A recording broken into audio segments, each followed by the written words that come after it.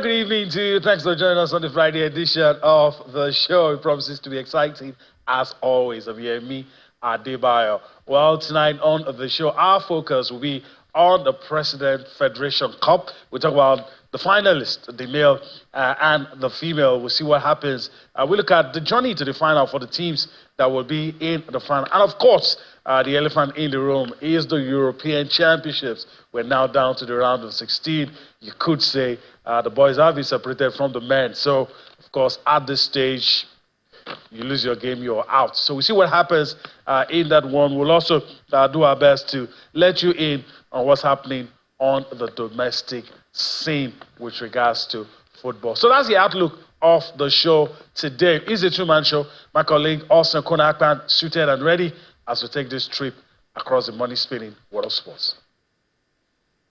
What a great things to you, Yemi, and of course our viewers joining us from different parts of the world. Thank God it's Friday, and that means we're looking forward to an action-packed weekend of sporting activities. What a story in the Euros. Pressure on the host Germany, a bit of pressure on Spain, but loads of pressure on the Three Lions and Gareth Southgate as they get ready to take on Slovakia on Sunday.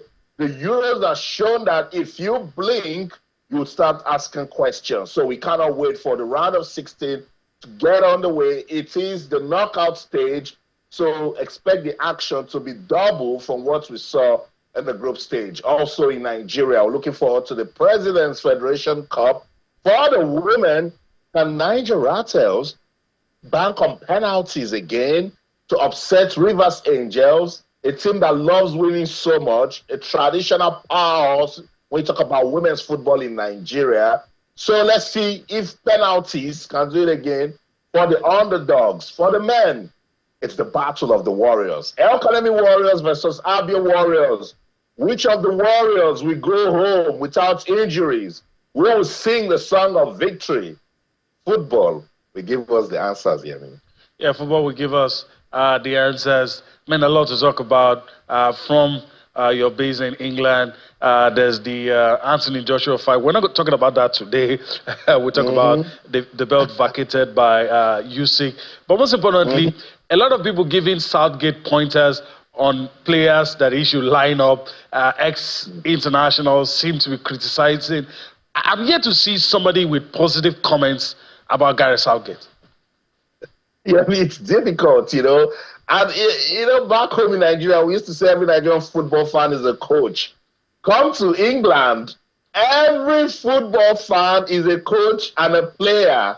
So it's very difficult. I don't understand why we're trying to put so much pressure on Gareth and his team, because as it is now, the road to the final even looks good for England. Just let him focus. Gareth has told us a lot of times, look, I know this team. I know why I banked on current form and young players to do the magic. Yes, he has tried to experiment with Trent Alexander-Arnold and the midfield game he tried to build. It didn't work. He's saying if it had worked, will critics still be saying the things they're saying? That's football for you. Sometimes it works, other times it leaves you hanging. But England hasn't been so bad. I keep telling people, everybody goes, oh, no, don't say that. They started so strong against Serbia. I keep saying that Serbian team was a team of giants. So even beating Serbia was a good one for Gareth Southgate and his team in the opening game. Then they went against Denmark. At that time, Denmark needed to win or draw to stay in the competition. That game ended 1-1. And in the last group game, hey, it could go anywhere when a team is determined not to lose against you. So I don't know why everyone is coming for Gareth Southgate. But yeah, all of those guys who are talking, particularly from, we know them, that Manchester United corner, when they had chance to coach, what did they do? Gary Neville, Wayne Rooney, let them go and try coaching, and then they will understand. So leave Gareth Southgate and his team. The competition is still going on. Let them play their football. If it doesn't work for them when they come back, give him a scorecard. If you want to take him out of the job, take him out of the job. But while the competition is going on, just let them concentrate. All right. I must say, Austin has been consistent in his support for Gareth Southgate. All right, let me quickly introduce our man in the studio with us, Okwemi Akiode, joins us now. Greetings to you, Okwemi.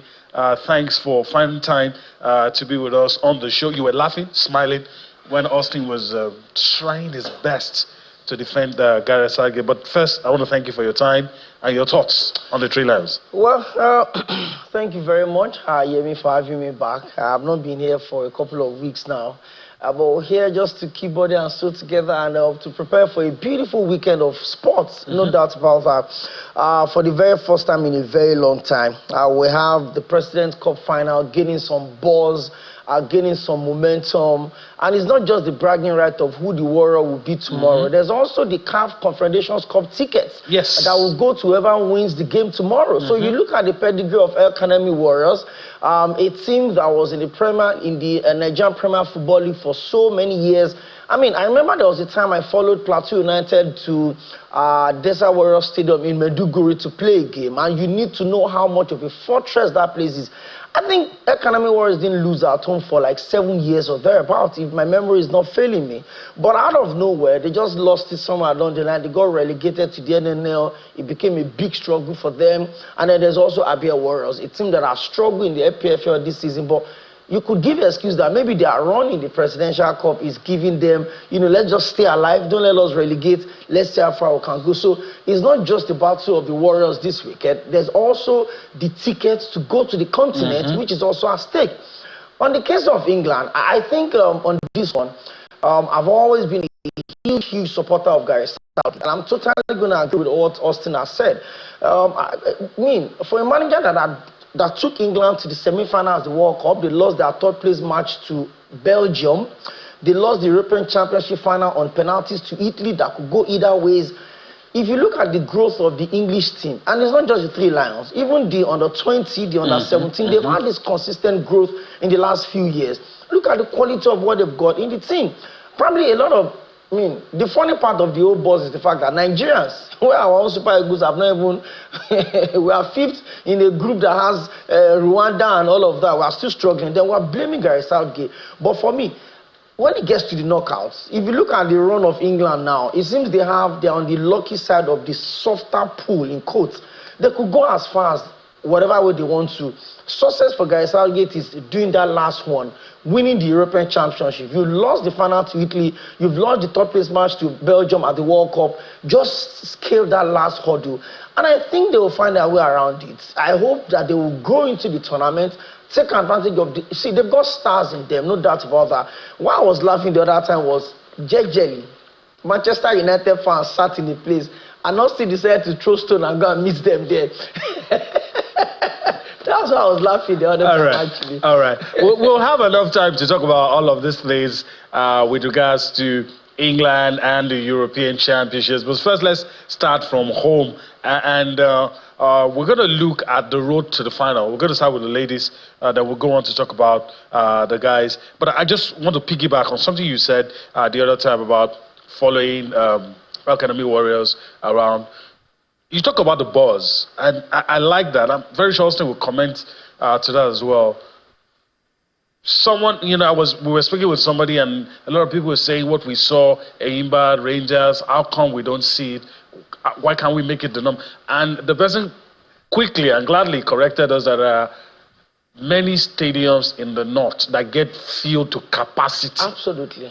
And so, why are we not getting the buzz? So he said, look, you're saying that because it was on TV. Most of those other, you go to Kano, you go to... So the fans coming to the stadium is not really a challenge as we thought it was.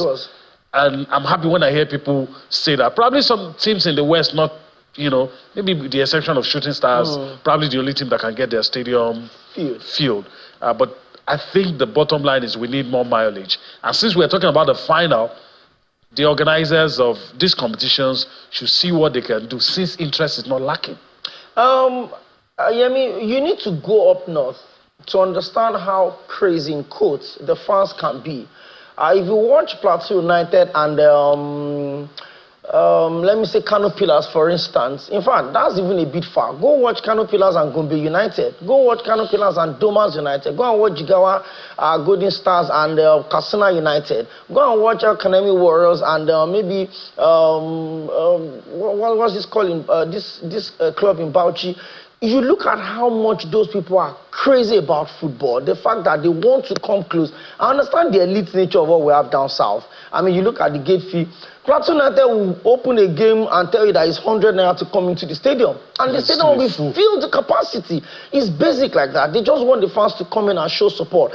For the President Cup final, I expect that the nomenclature change, that the name change used to be ITO Cup, Federations Cup, so many things in between. It looks like it's coming through a rebranding process. And for me, I want to embrace that.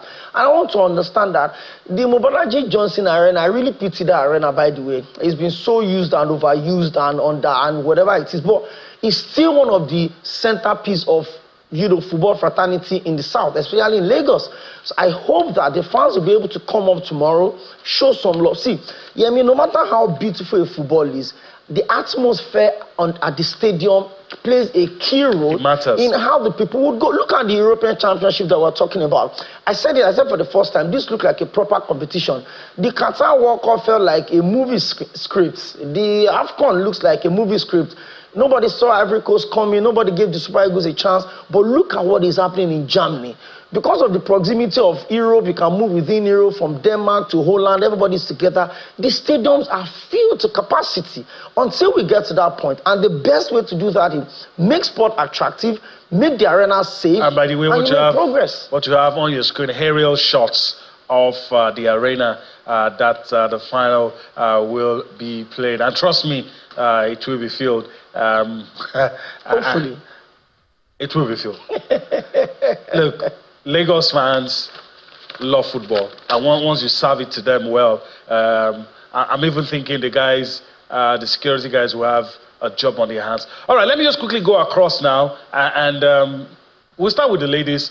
The journey to the final. Austin has talked about it, the final, Rivers Angels and Niger Rattles. Let's look at the journey to the finals. We yield to Austin. We've gotten to the final. Every one of us will make a call.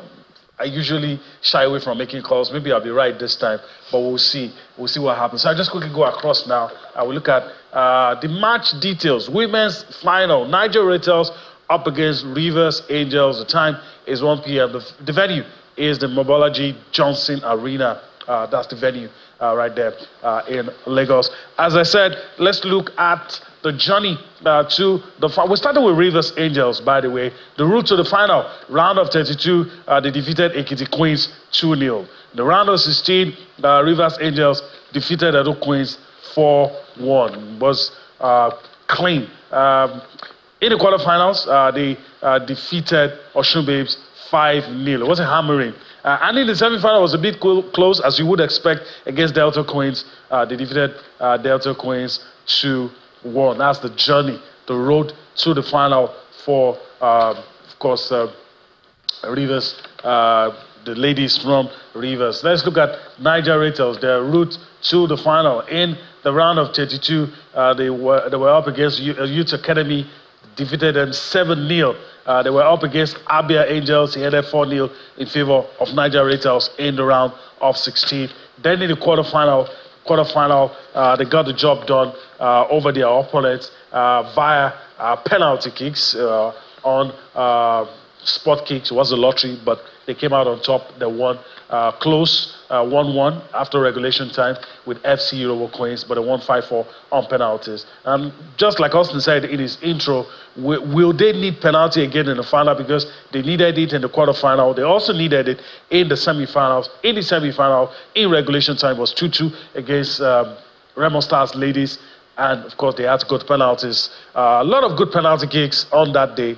Ended 7-6 in favor of Niger Rattles. So let's go to Austin now. I mean, your thoughts. I'll probably listen to the two of you before I make any call. But at the end of the day, we're going to make calls today.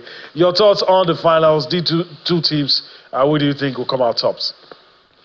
Let me start. I've said it on radio. Let me say it on television that I want to say and give a big shout out to whoever made that final decision to move this final game from the MK Abiola Stadium in Abuja to the Mobolaji Johnson Arena in Lagos. You know, a lot of people might be mixing it up. That's the great Onikon Stadium. You know, we want football to come alive, particularly when you're playing a final.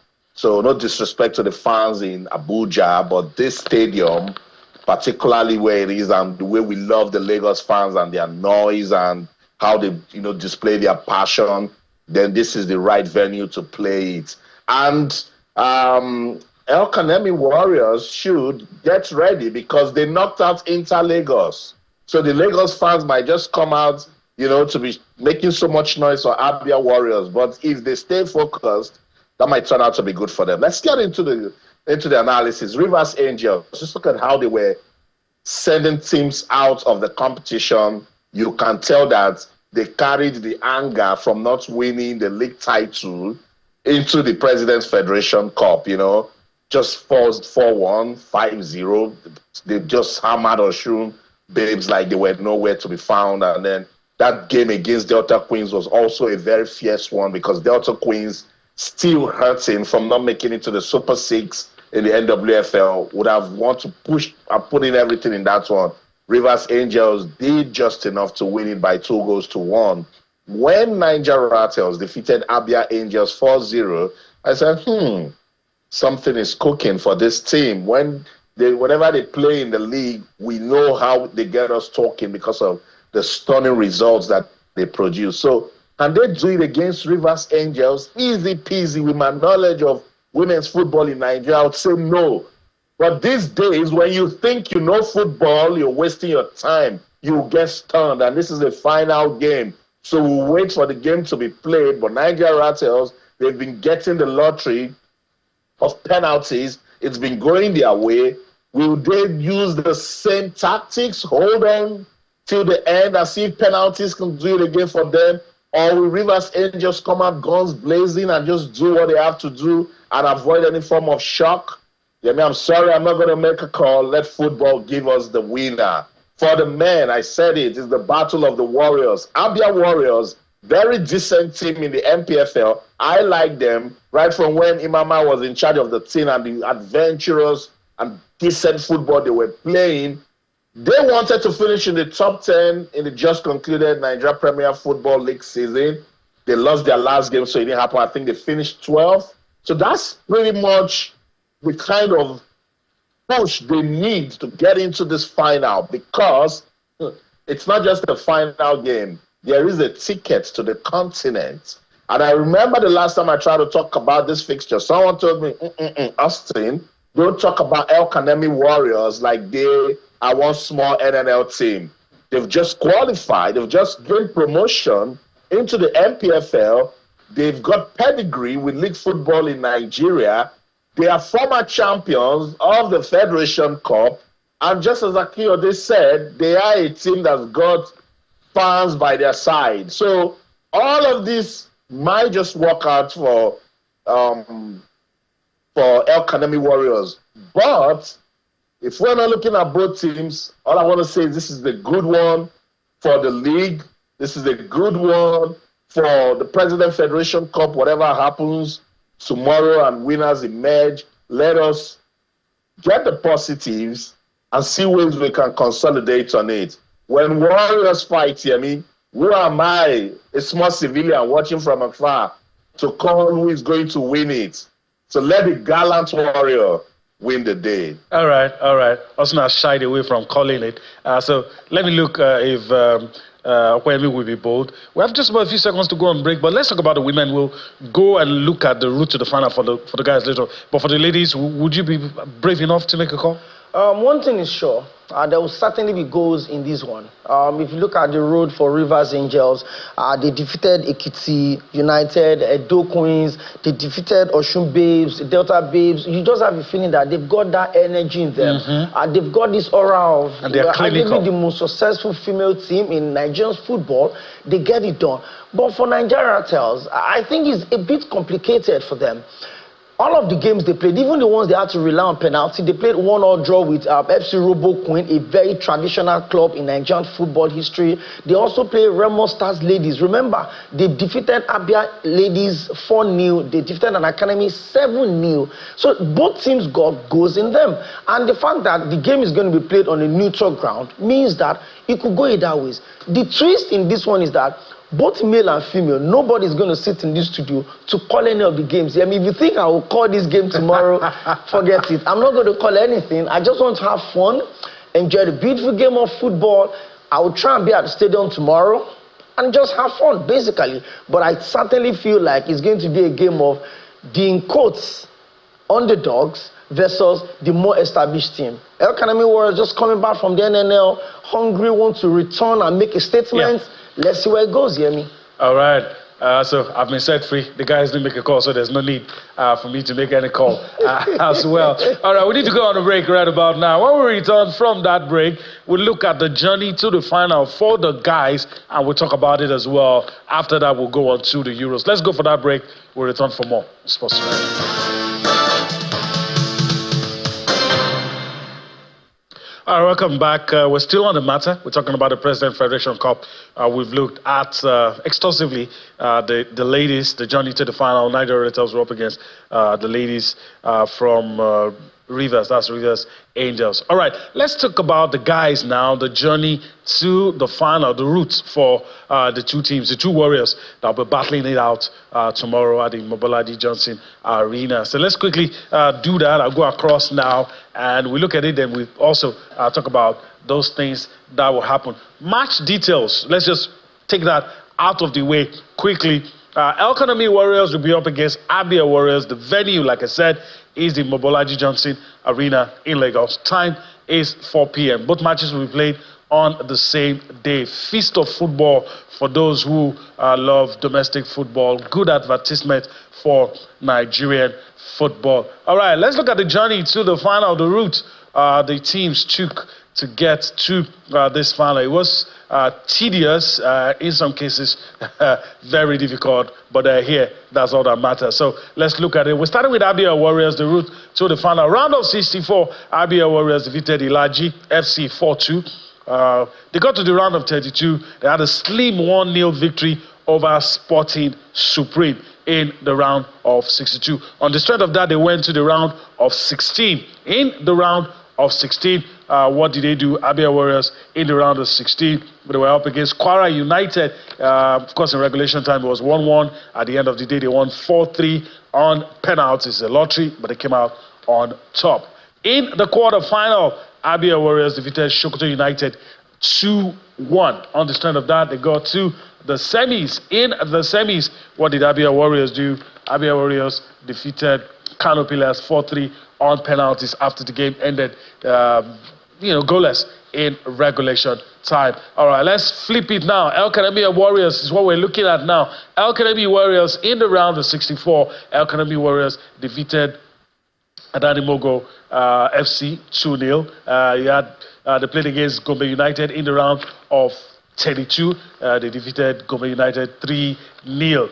And in the round of 16, El Kanami Warriors had a slim 1-0 victory over much fancied Shooting Stars because they were in a good, rich vein of form at that point. But of course, they lost that one. In the quarterfinals, El Kanami Warriors defeated Inter Lagos 2-1. Austin referenced this match when he was talking about what he feels could happen. In the semi-finals, they needed penalties. It was a close game with Kebbi United, but at the end of the day, 5-4 on penalties. They were able to win that game. All right, let me go to Okoyemi, who's with me. Austin has said a little on the final, the men's final now. Let me get your thoughts on the men's final. What do you think it will swing Warriors battling it out in the final? Like I said, it's a very dicey game. Neither of the side had such huge scalps to take, en route to the finals, except, of course, for maybe for Abia Warriors that defeated Kano Pillars. El Kanami, who defeated Shooting as well? And El Kanami, yeah, because of the form of Shooting Stars. At that point. But like I said, Academy were also on a very good run. They obviously qualified for the playoffs of the NNL. They knew that, building of that momentum will be huge for them going into the President's, Cup finals. And they actually did what they had to do, which is getting those results, whether by penalty, whether by regular, wins and all of that. Look at the route of Academy Warriors. Defeated Inter Lagos, Gombe United, Adani Mogo. You talked about Shooting Stars, Kebbi United. Ordinarily, maybe apart from Shooting Stars, I'm not sure there's any of the big in quotes traditional MPFL teams are en route to that. But you look at Abia Warriors, Ilanji, Sporting Supreme, Kwara United, they had to wait on the penalty, ballot of the penalty, Sokoto United, Kano Pillars also on penalty. So it's a game that could be a bit unpredictable. But like we said, a team that finished 12 in the just concluded MPFL and a team that just got promoted back into the MPFL. First off, it's an avenue for Academy Warriors to announce their return to the elite level of football in Nigeria. Secondly, it's also a space to say, hey, we're not just a team based in the far Meduguri. We're a team that can compete with the elite, whether from the east or from the southwest. So tomorrow, you're very sure of one thing, Yemi. Beautiful game of football, amazing game of football, and I like where the appetizer is coming from. We're going to have the Rivers Angels, which for me, don't let me call it again, like I said, but Rivers Angels, when they see the trophy, you know where to always end. But we're waiting for 4 p.m. Let's see what our Abia Warriors will do with El Kanemi Warriors. Like everyone I've said, it's a battle of the Warriors. Let's see who's got the strength to go all the way. Could it be 90 minutes? Maybe some moment of brilliance, some coaching decision, who wants the most penalty kicks. But the most important thing is that it will all end tomorrow, and we hope it ends well. Yeah, we hope you end well, and may the best team win. I mean, that's the spirit of sportsmanship. May the best team, especially if you don't have a dog in the race. So, may the best team win. All right, let's move on the show. It's time to go to Germany. We're going to Germany, but we're sitting out here. So let's talk about the round of 16 fixtures and interesting matches. We'll only focus on matches we played tomorrow and on Sunday. That's where our focus is going to be. So I'll go across now to take a look at these matches, round of 16 matches to be played. Matches to be played tomorrow and, of course, on Sunday. All right. On Saturday, that's tomorrow, in Berlin, 5 p.m. Nigerian time, in Berlin, Switzerland will take on the Italians. And, some people say it's all about pizza and chocolates. I don't know. All right, Switzerland and Italy. Germany, the host, will take on Denmark in Dortmund, 8 p.m. That game will be played. All right, so these two matches we'll be focusing on these two matches and talking about these two matches. On Sunday, England will take on Slovakia in Gelsenkirchen, 5 p.m. Spain will take on debutants Georgia in Cologne. That's 8 p.m. All right, let me yield to Austin. It's closer to where the action is. Austin, round of 16 fixtures to be played. This match is mouth-watering, interesting. I'd like to see the Swiss and the Italians. Italians lost to Spain, but it doesn't really matter. They're a proper tournament team. Just when you think they've not reached the heights, they'll surprise you. That's right, and the Italians, they've shown that when they get into tournaments, irrespective of whatever happens in the group stage, they put it behind them and start getting better from the knockout stage. They showed us at the last Euros, and I think they can do the same thing again. They needed to show character in that first game against Albania. I say it again, with the way Albania scored the fastest goal ever at the Euros, it would have broken any team in that opening game. But look at how the Azuris picked themselves back up. And I say this is a team where if you are locking their forwards and trying to be tight in midfield, the defenders are stepping up and they are scoring. Yes, they played in a group where they couldn't do much because of how Spain dominated it. But the 4 point they got was just good enough. One win against Albania and the draw against Croatia. They are through. They finished second. So that game tomorrow will definitely be one that they will approach with some, experience in the bag, knowing that anything that they do now, it can just work against them. And they're also going against a Swiss team that can punish you if you come out and play the sort of football that you think will undermine their play.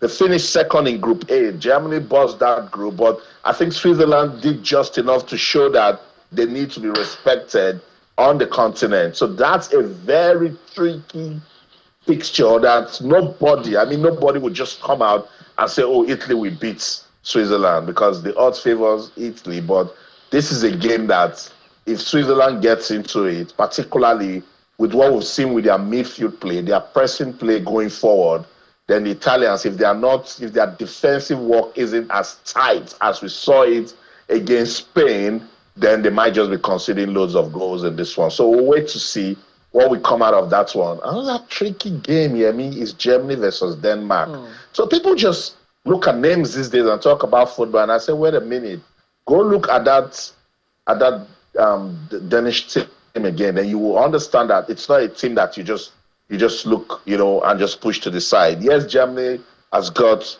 big names in their team. They are the host. They've got all the support. They did just enough to bust their group, but they did not get 9 points. Particularly in their final group game, it showed that they have cracks. And it's like Rudiger will still be missing. And if he's not there, I'm not saying that nobody else can step in, but Denmark, as compact as they can be, going forward also, they are very dangerous. They've got a team that understands themselves so well. Most of them play in the same team. I think Anderlecht has got about 5 Denmark players in that team. If you look at Manchester United, they've got players there. If you look at Tottenham, they've got players there.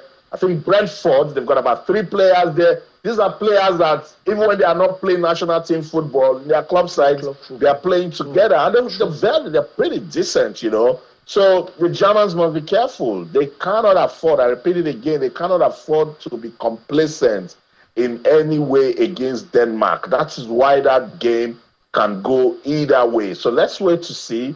Denmark just did just enough to bounce back against England in their second group game. And then now they are here. They just have to say, look, this is the round of 16.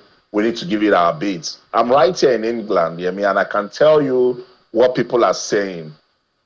The fans are saying, Gareth Southgate, if you do not beat Slovakia, just resign right from Germany there before you even come to the country. I know you understand the pressure that is facing, particularly with ex-internationals and the people who know coaching so well. So they understand that this is a very difficult game. But before I get into what Gareth Southgate is saying and his belief for his team, let's listen to Coach Kasper of Denmark. He's speaking ahead of that crucial game against the host Germany, which I still believe can go anywhere. Yeah, Germany, I said it before the tournament started that I considered Germany one of the favorites. Just too bad they are playing us tomorrow. But for sure, the quality they have, the way they express themselves in the first couple of matches, the talent they have. But so do we. We also have a great team. So they have to be very, very good tomorrow to beat us. Our intention has always been to be on the front foot and try to score the next goal in the match. And I think it's very clear, if you look at the matches, that's our aim. It's not only the strikers. It's like the same goes for if we concede too many goals, it's not only the defenders or the goalie, it's a team effort. And I think the way we have been servicing Rasmus has not been the best. He has been in the box at the right times. He has been really at the right time in the right space. So it's all about our way to create bigger chances, not only to Rasmus but to all of the players. I think we have a good team, but there's no doubt that for anything special to happen, we would have to be a bit of an upset. It's a mentality that we embrace. We'd like to tease the favourites, and obviously Germany will be strong favourites here in front of their home crowd. So I think taking that bit of grit, trying to be a little bit of a pain, playing to our strength.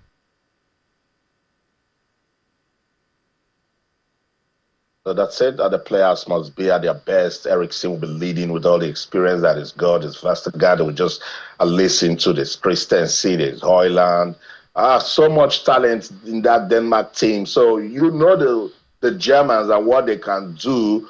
But hey, this is the round of 16. If you blink, you start asking questions. But I'll get you to talk about England. But I mean, local media, the fans, as you know, they are not smiling. Someone called into a radio station and said that if Ukraine that is fighting a war can beat Slovakia, that England does not have any excuse. I couldn't just understand it, because Gareth Southgate needs to show workings. He needs to prove a point with this game, and hopefully he will listen to all of the conversations in a positive way.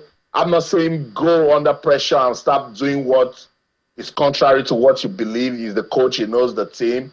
But you know what? Let's listen to Anthony Gordon. He came in the last game and he made a bit of an impression. Is he going to start tomorrow? I don't know. Or come back, Opeyemi Akinode will react to whatever he talked about. To be honest, I don't really care about stuff like that. I actually think of it in a positive way. It's like, if people are, being negative, it's only because they expect a lot from you, which, is a positive thing. So if we want that to start, we just need to perform and give people what they want to see. Like I said before, we can only control so much. So, as I said in the past game, obviously we weren't where we want to be, but it's gone, it's in the past. And we've got to stay present as a team, stay focused on what's ahead of us. And that saying is exactly, what it means, because we've got a lot coming up, we've got a lot to look forward to. And if we let sort of the past games affect us, then we're not going to perform to the best we can. I think my main strengths are I'm very direct. I'm obviously quick, so I know I'm a nightmare for anyone that I play against. And I'm positive. Every time I get the ball, I always try and make something happen. I'm not a very safe player. I'm always going for it. I'm always trying to put people on the back foot. I think with the players we've got, the likes of H, who like to drop deep, I think I add sort of a different element to the team. It means everything to me. This is for me the pinnacle of football. To represent your country at a major tournament, it doesn't get much bigger for me. Especially us as a nation, the players we've got. You have to do so well to get to this point.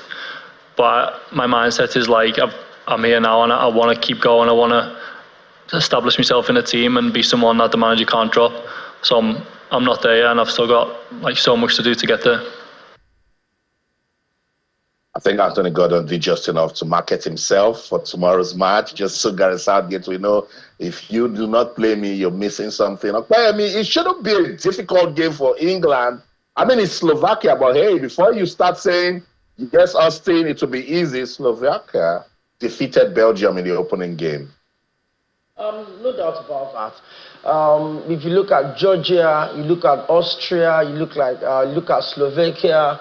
I mean, these are countries that are coming to this tournament as underdogs, and they've just opened up that conversation around maybe they are no longer minnows in world football anymore. And that's exactly what we're seeing. So it's not going to be a very easy game tomorrow for the Three Lions. The pressure they are playing under, probably because a lot of us from this side of the world are quite more connected to the English Premier League. We get to see all of these players. There's so much expectations on them. But for Gareth Southgate, I'm not even sure anyone needs to tell him how much of a pressure, how important tomorrow's win is for the Three Lions. It's a knockout. You lose, you're out, you're back home. And for a team that got to the semi-final of the World Cup, a team that got to the final of the European Championship and lost to eventual winners Italy via penalties, you would expect to go a step further. The quality is there, no doubt about that. Guys started that come out to say that, he said to pick form and age, a blend of both. See, you can't deny the fact that the Three Lions are super talented. And one thing is sure that you can see from the boys, all of them seems to rally around the manager. Guys, Sage came out to talk about the fact that a lot of the people criticizing us, none of you in your playing time has gone as far as we've come in the last 4 or 5 years under the same manager. Whether we go to win this one, which I think they will or they should, is going to, redefine how far Gareth Southgate will have gone with the side. See, for me, I'm a title-oriented person. I appreciate efforts, I appreciate your commitment, but I'd rather be Leicester City than being an Arsenal that has gone 20-something season without winning a title. So at the end of the day, what do you have to show for? We tried our best. And that's exactly where, Guy Southgate at the moment, win tomorrow, look at who you're likely going to play next. It could be Georgia. If Georgia are able to come through with Spain, that means on their road to the finals, they seem to have, in quote, a supposedly easy run compared to the other side of the draw. And they've always been that lucky, by the way. If you look at their run to the final of the European Championship the last time out as well.